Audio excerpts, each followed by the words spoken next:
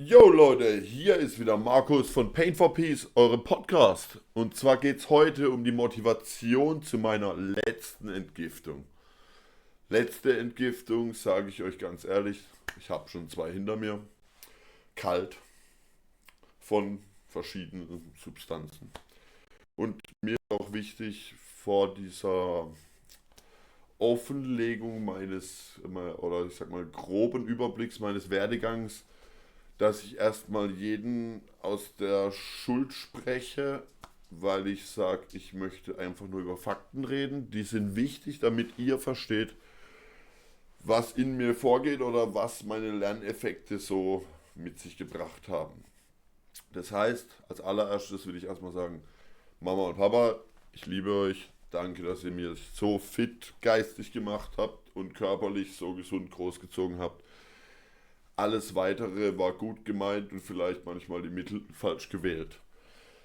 Ja, somit kommen wir, würde ich sagen, zu meinem ganzen Start von meiner Substanzkarriere, von meinem polytoxen Verhalten. Und zwar hat das Ganze angefangen mit dem teuflischen Markus als Kind, der nicht zu bändigen war damals. Und die Ritalin-Welle aus Amerika hier rüber nach Deutschland geschwappt ist. Und das zu einer Zeit, wo die Meinung von einem Arzt noch wie Gottes Meinung war.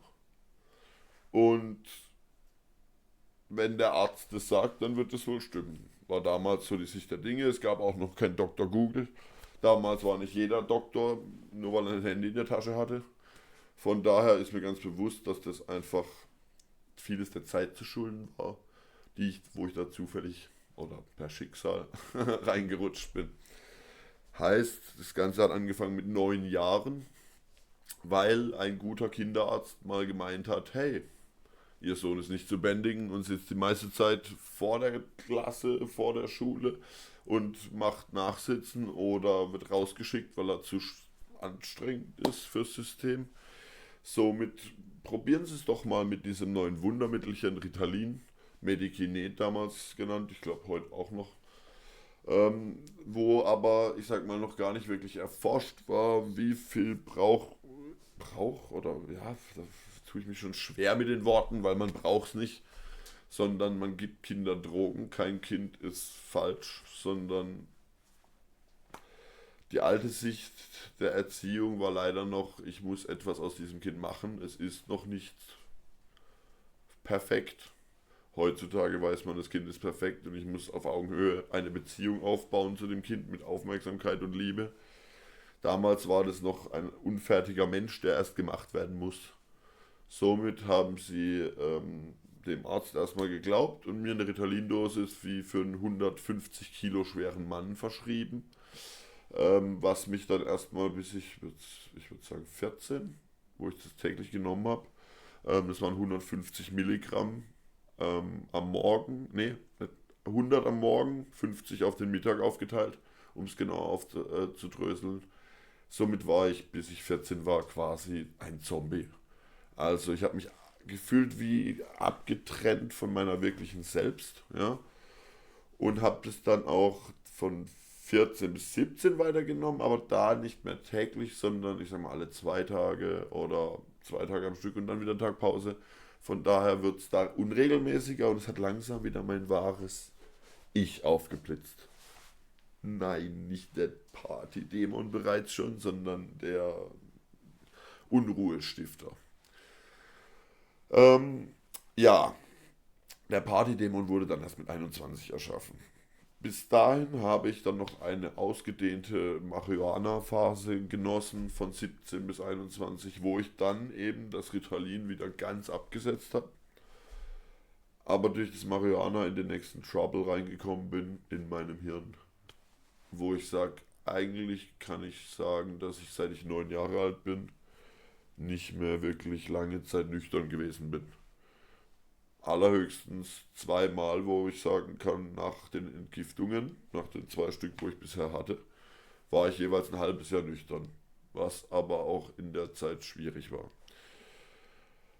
Somit habe ich dann eben, um wieder zu meiner Zeitfaden zurückzufinden, mit 21 angefangen in Diskotheken zu gehen, Designer-Drogen kennenzulernen, mit denen zu jonglieren, nenne ich es jetzt mal.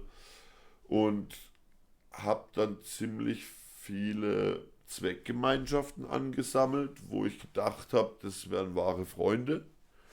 Wo ich auch schon so ein bisschen wusste, ja, ganz richtig liege ich da nicht. Ja, das waren ja genau solche wie du.